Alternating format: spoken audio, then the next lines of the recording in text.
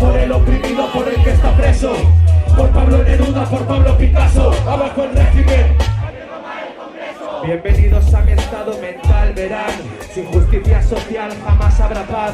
Quieren guerra, bien, guerra tendrán. Otro cóctel, otra capucha, otro plan, mismo ideal. Compromiso y cultura, a estas alturas, que de nosotros duda la lleva cruda criatura.